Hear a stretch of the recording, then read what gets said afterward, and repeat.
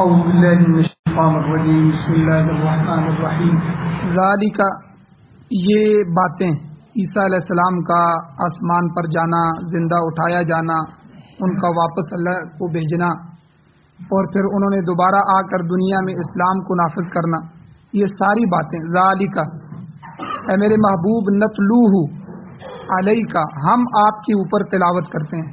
اللہ کہتے ہیں ہم آپ کو تلاوت کر کے بتاتے ہیں۔ من الآیات یہ سب آیتیں ہیں اللہ کی، والذکر الحکیم اور محکم بیان ہے، پکا بیان ہے، اسٹیٹمنٹ ہے۔ ان مثل عیسیٰ بے شک عیسیٰ علیہ السلام کی مثال عند اللہ اللہ کے ہاں کمثل آدم آدم علیہ السلام کی مثال کی طرح ہے۔ خلقہ اللہ تعالیٰ نے ان کو آدم علیہ السلام کو پیدا کیا من تراب مٹی سے، ثم قال له پھر اللہ نے ان کو کہا کہ کن ہو جا فیکون پس وہ ہو گئے۔ الحق من ربک حق وہ ہے جو تیرے پروردگار کی طرف سے ہے، حق تیرے رب کی طرف سے ہے۔ فلا تکم من الممترین پس آپ شک کرنے والوں میں سے نہ ہو جائیں۔ سورہ آل عمران کی 58، 59 اور 60 نمبر 3 آیتیں آج کے درس میں تلاوت ہوئی ہیں، آپ نے ترجمہ سنا۔ گزشتہ درس میں عیسیٰ علیہ السلام کے آسمان پر زندہ اٹھائے جانے کا ذکر ہو چکا ہے۔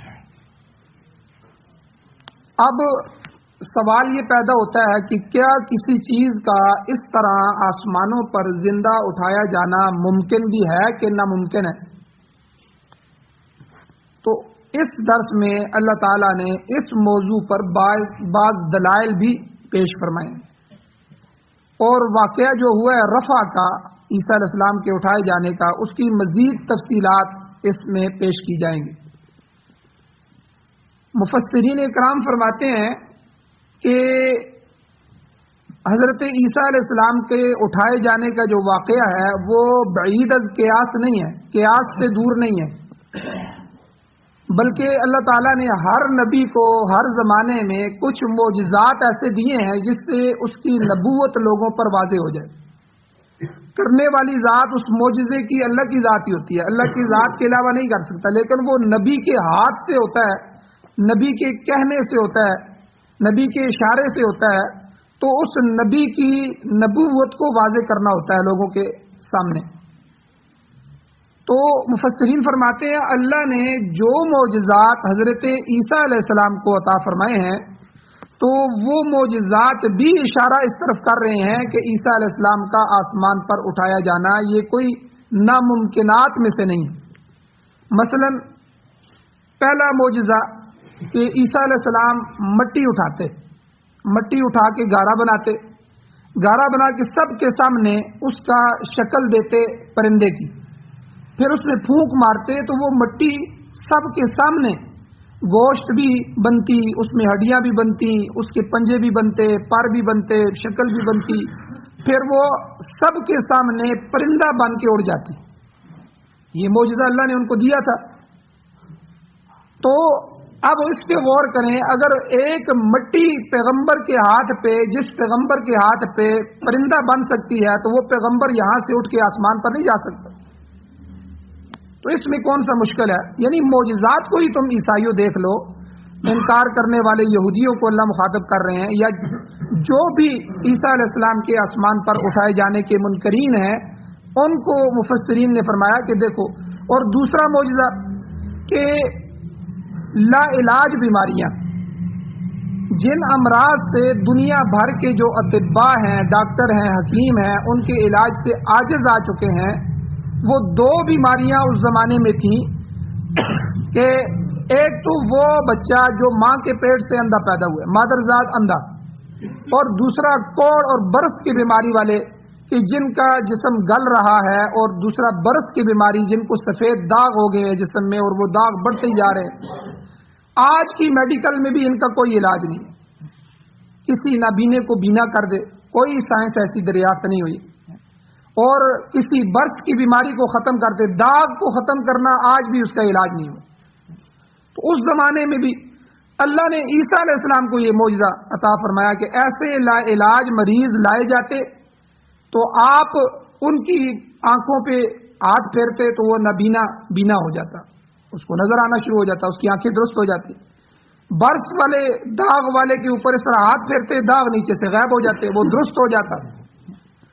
تو منکرین رفع جو عیسیٰ علیہ السلام کے اٹھائے جانے کے انکار کرنے والے ہیں، مفسرین نے ان کو کہا کہ دیکھو ایسے ایسے معجزات جس پیغمبر کے ہاتھ پہ ظاہر ہو رہے ہیں، تو اس کا آسمان کی طرف اٹھ کے چلے جانا یہ تو کون سے مشکل بات ہے۔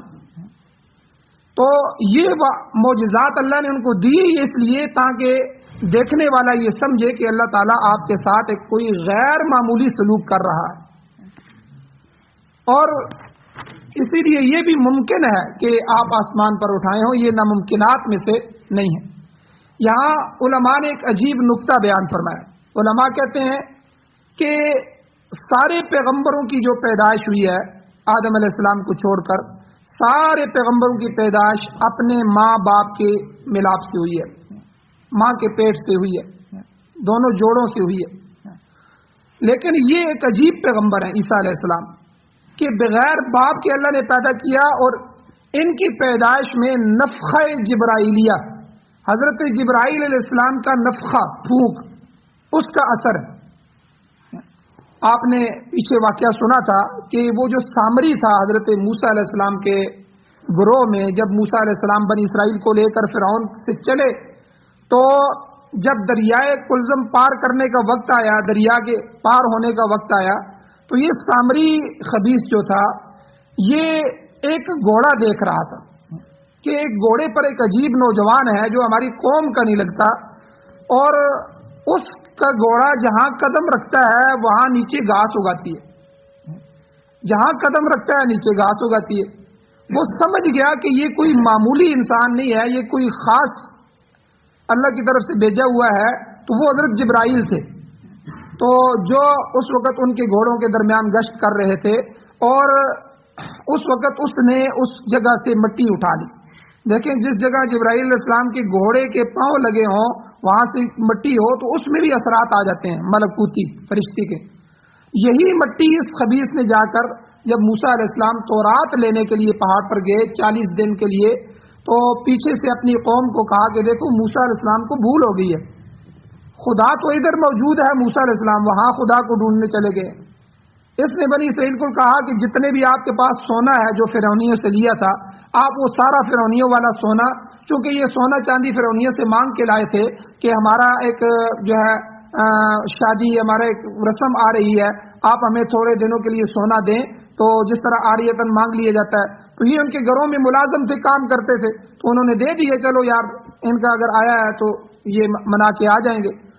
اب چونکہ وہ سارا حرام کا سونا تھا، تو اور دوسری طرف جبرائیل علیہ السلام کی جو مٹی تھی وہ تو مبارک مٹی تھی اور فرشتوں کا اس پہ اثر تھا۔ جب اس نے اس سونے کو پگھلا کر بچڑا بنایا، چھوٹا سا بچڑا بنا لیا، اور پھر وہ پاکیزہ مٹی اس بچڑے کے اندر ڈالی، تو یہ دونوں چیزیں ملنے سے وہ باں باں کرنے لگا، بولنے لگا وہ بچڑا۔ اب یہ بھی ساری قوم حیران ہو گئی کہ یہ بچڑا جو ہے، پھر اس سامری نے ان کو گمراہ کیا۔ خیر لمبا واقعہ پیچھے بیان ہو چکا ہے۔ تو یہاں بھی جو ہے عیسیٰ علیہ السلام کی جو پیدائش ہوئی ہے، انہوں نے جبرائیل علیہ السلام نے آ کر حضرت مریم کے پیٹ پر پھونک ماری تھی، اور اس پھونک کی وجہ سے عیسیٰ علیہ السلام کا حمل ان کی ماں کے پیٹ میں چلا گیا۔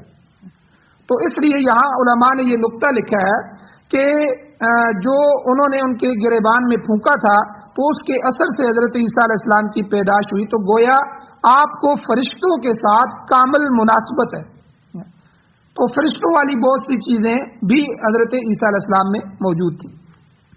اور پھر ایک چیز اور بھی ہے کہ جبرائیل علیہ السلام جن کا لقب قرآن مجید نے روح القدس بیان کیا، روح القدس، وہ ہمیشہ آپ کے ساتھ بطور گارڈ کے رہتے تھے، حفاظت کرنے کے لیے۔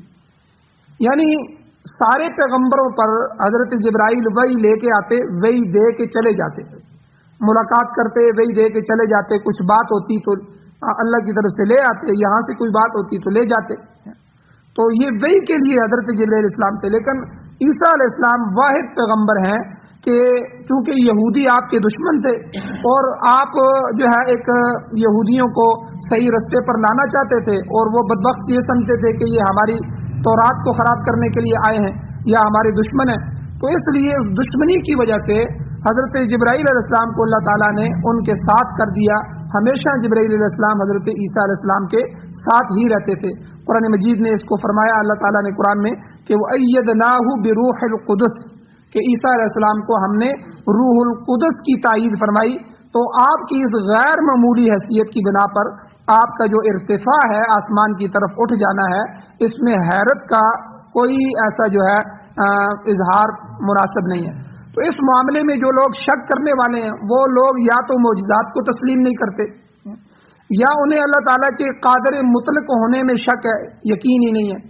تو ایسے لوگ گزرے ہیں، دریے ان کو کہتے ہیں، پرویزی لوگ گزرے ہیں، نیچری لوگ گزرے ہیں، تو کوئی مومن اس میں شبہ نہیں کر سکتا۔ قرآن مجید میں جتنے بھی معجزات بیان ہوئے ہیں، یہ سب ہو سکتے ہیں، اللہ ان چیزوں کو کرنے پر قادر ہے۔ مفسرین اکرام اور بھی فرماتے ہیں کہ عیسیٰ علیہ السلام کے اٹھائے جانے اور دوبارہ جو ان کا نزول ہے، اس میں سلف میں سے، پیچھے گزرنے والے ہمارے اکابر میں سے کسی نے بھی انکار نہیں کیا۔ حضرت قتادہ رحمہ اللہ جو تابعین میں سے ہے، تابعی اس کو کہتے ہیں جس نے صحابہ کی زیارت کی ہو، صحابی اس کو کہتے ہیں جس نے ایمان کی حالت میں حضور کی زیارت کی، تو یہ تابعین میں سے ہے، صحابہ کے شاگردوں میں سے ہیں۔ یہ فرماتے ہیں فطار علی الملائکۃ وہو معہم، کہ حضرت عیسیٰ علیہ السلام فرشتوں کے ساتھ اڑتے ہوئے گئے، اور فرشتوں کے ساتھ اڑنے میں کسی کو تعجب نہیں ہوتا۔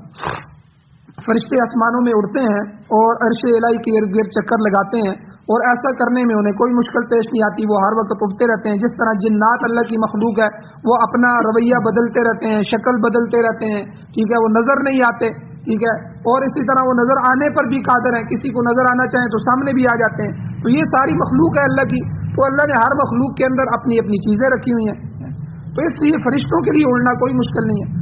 اس لیے حضور علیہ الصلوۃ والسلام نے فرمایا کہ جب عیسیٰ علیہ السلام دوبارہ نازل ہوں گے تو وہ دمشق کی جامع مشرق جو ہے، مشرقی جامع مسجد جو ہے، اس کے کنارے پر 2 فرشتوں کے کندھوں پر ہاتھ رکھ کر نازل ہوں گے۔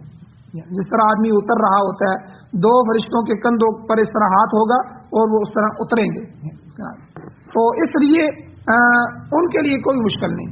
امام بغوی رحمۃ اللہ علیہ فرماتے ہیں کہ عیسیٰ علیہ السلام میں 4 صفات پائی جاتی، انسین یعنی انسان والی، ملکین اور فرشتوں والی، اور سماوین آسمانی، ارضین زمینی۔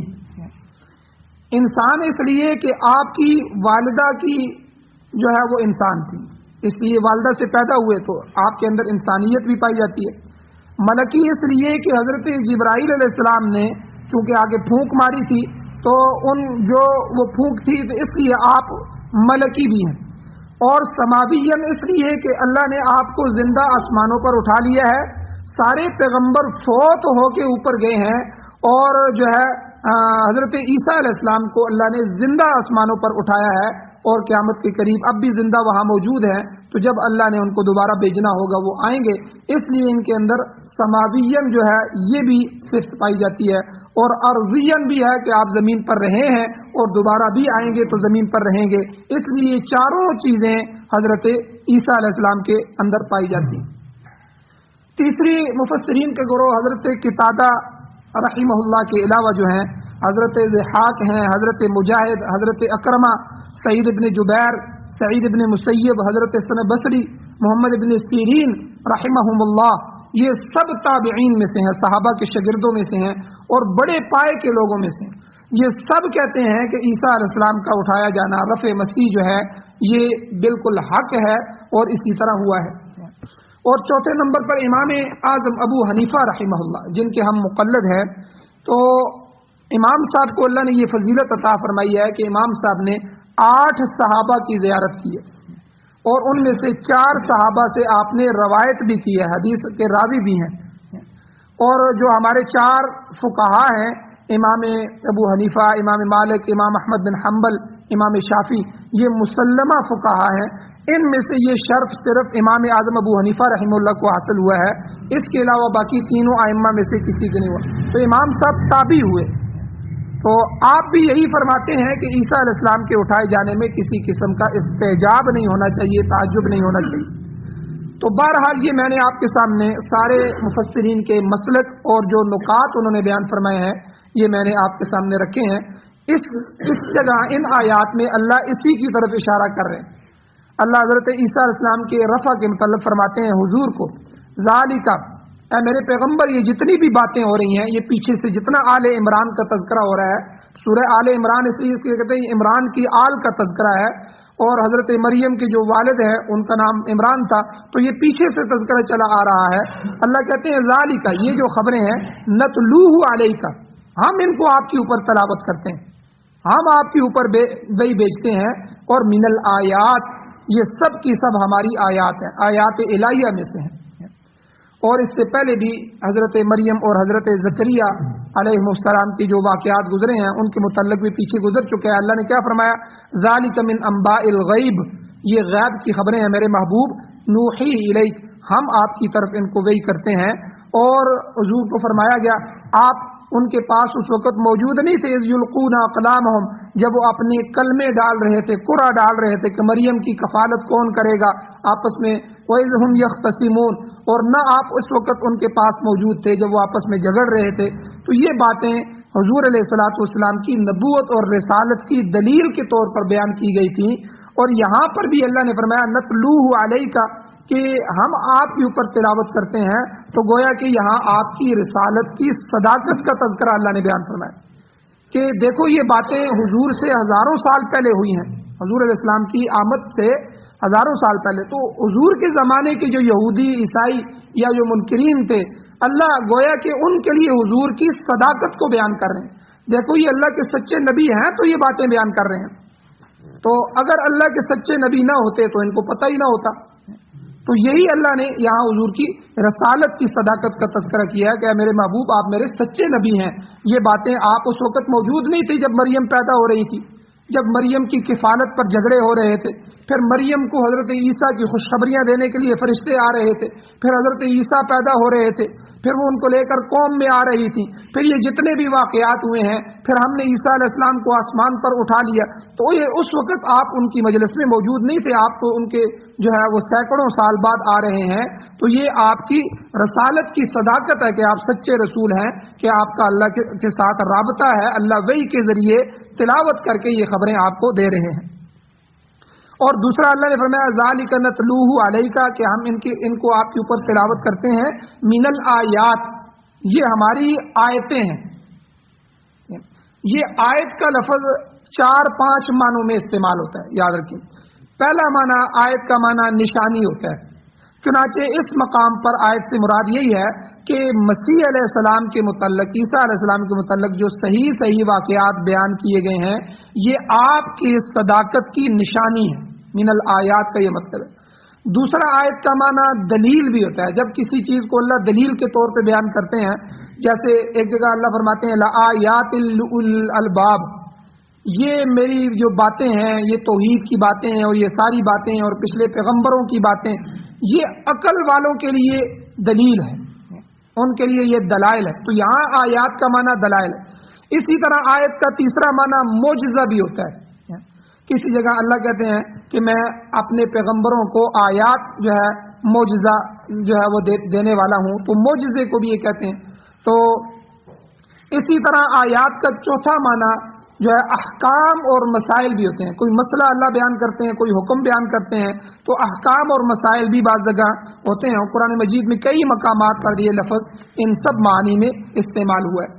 آگے اللہ نے فرمایا والذکر الحکیم، ایک تو یہ خبریں جو ہیں آیات ہیں، میری نشانیاں ہیں تمہارے آپ کے لیے، اور دوسرا والذکر الحکیم، یہ حکیم ذکر ہے، محکم بیان ہے، محکم پکی خبریں ہیں۔ ٹھیک ہے، بیان کا معنی اسٹیٹمنٹ ہے، یعنی مسیح علیہ السلام کے متعلق جو وضاحت اللہ نے بیان فرمائی ہے، اور حکیم سے مراد مضبوط اور مستحکم۔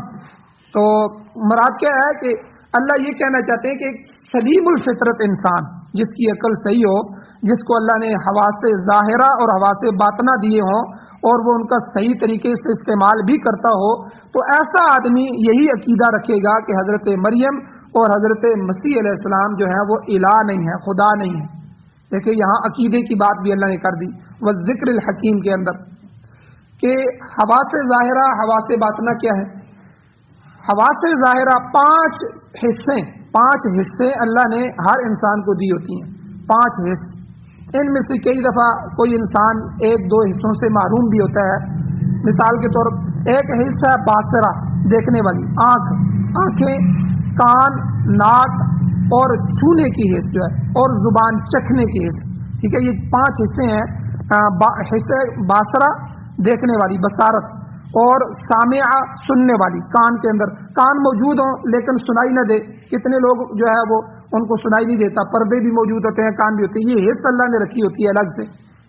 اسی طرح آنکھیں ہیں، کتنے لوگوں کی آنکھیں ہوتی ہیں لیکن وہ آنکھیں نابینے ہوتے ہیں، دیکھ نہیں سکتے. نابینے کا یہ مطلب نہیں ہے کہ ان کی آنکھیں نکلی ہوتی ہیں، آنکھیں موجود ہوتی ہیں لیکن ان کے اندر حص اللہ نے نہیں رکھی ہوتی، دیکھنے والی حص نہیں ہے. اسی طرح کئی لوگوں کے ناک ہوتے ہیں لیکن کہتے ہیں ہمیں بدبو خوشبو کا پتہ ہی نہیں چلتا، ان کے اندر اللہ نے وہ حص ہی ختم کر دی ہوتی ہے. اور کئیوں کی حص بڑی تیز ہوتی ہے، کئی جانوروں کی حص بڑی تیز ہوتی ہے. یہ کتا ہوتا ہے، اس کی حص بڑی تیز ہوتی ہے، کئی جو ہے چیزوں کی حصیں بڑی تیز ہوتی ہیں. تو بہرحال اللہ نے یہ حص الگ سے رکھی ہے. تو یہ 5 حواس خمسہ اس کو کہتے ہیں، یہ ظاہرہ ہیں، سامنے نظر آنے والے ہیں. اسی طرح بعض حصے باطنی ہوتی ہیں انسان کے اندر، جیسے وہم ہے، وہم انسان کے اندر پیدا ہوتا ہے. یہ وہم اعتدال پہ ہو تو ٹھیک ہے، کئی لوگوں اتنے وہمی ہوتے ہیں وہ وضو کرتے ہوئے بھی ان کو اتنا وہم بڑھ جاتا ہے، کہتے ہیں جی ہمیں جو ہے وہم ہوتا ہے، پتہ نہیں ہمارا وضو صحیح ہوا ہے کہ نہیں. بعض ٹوٹی کو دھوتے رہتے ہیں، بعض دفعہ وہ نیچے پاؤں والی جگہ کو دھوتے رہتے ہیں، پھر کپڑے اوپر کرتے ہیں، پھر جو چھینٹے چھوٹے چھوٹے پڑ جاتے ہیں پھر کپڑوں کو دھوتے رہتے ہیں. تو یہ بھی کئی دفعہ وہم بھی بیماری بن جاتا ہے.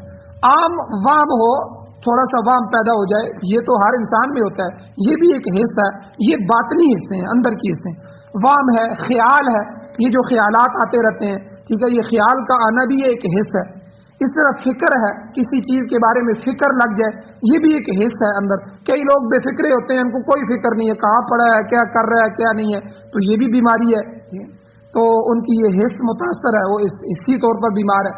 تو اسی طرح بعض حصے مشترک ہوتی ہیں. تو بہرحال یہاں اس میں علماء یہ کہتے ہیں جس آدمی کو سلیم الفطرت انسان ہو، اس کی عقل سلیم ہو اور حواس ظاہرہ باطنہ اس کے درست ہوں، وہ اگر غور کرے گا تو اس کو یہ پتہ چلے گا کہ حضرت مریم بھی خدا نہیں ہے اور حضرت عیسیٰ علیہ السلام بھی خدا نہیں ہے. اور عیسائی جو ہیں جو یہ کہتے ہیں کہ مریم اور عیسیٰ خدا ہے یا خدا کے بیٹے ہیں یا مریم خدا کی بیوی ہیں یا تیسرا خدا ہے، تو یہ ان کا عقیدہ باطل ہے اور توحید کے خلاف ہے. اس میں چند چیزیں اور بھی ہیں انشاءاللہ ان آیات میں کل کے درس میں بیان کی جائیں گی. اللہ جل شانہ سے دعا ہے اللہ ہمیں عمل کی توفیق عطا فرمائے. آمین. الحمد للہ رب العالمین والعاقبۃ للمتقین والصلاة والسلام علی رسولہ النبی الأمی الکریم. اللهم ربنا آتنا فی الدنیا حسنۃ وفی الآخرۃ حسنۃ وقنا عذاب النار. یا اللہ ہماری کمیوں کوتاہیوں کو معاف فرمائے. یا اللہ عقیدہ توحید پر زندگی عطا فرمائیے، عقیدہ توحید پر موت نصیب فرمائیے. یا اللہ غلط عقائد سے محفوظ فرمائیے، ہماری نسلوں کے ایمان کی حفاظت فرمائیے. یا اللہ قرآن و سنت کی بہاریں نصیب فرمائیے، قرآن و سنت کا غلبہ نصیب فرمائیے. سارے باطل نظاموں کو ختم فرمائیے، اپنے نظام کو غالب فرمائیے. یا اللہ جو بیمار ہیں ان کو شفا عطا فرمائیے، جو مقروض ہیں ان کے قرضوں کے پورا کرنے کے اسباب پیدا فرمائیے. یا اللہ جو مشکلات میں پھنسے ہیں ان کی مشکلات کو حل فرمائیے، آسانیاں پیدا فرمائیے. یا اللہ جو ایمان کی حالت سے اس دنیا سے جا چکے ہیں، یا اللہ ان سب کی بخشش فرمائیے، بلند درجات عطا فرمائیے. یا اللہ ہماری اس مسجد کا کام جلد از جلد مکمل فرمائیے، تعاون کرنے والوں کے تعاون کو قبول فرمائیے.